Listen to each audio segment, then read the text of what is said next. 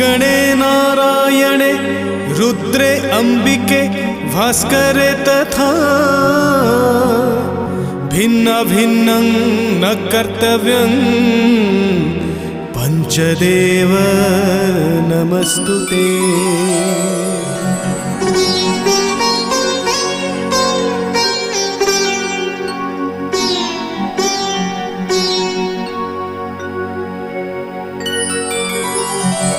ॐ श्री गणेशाय नमः।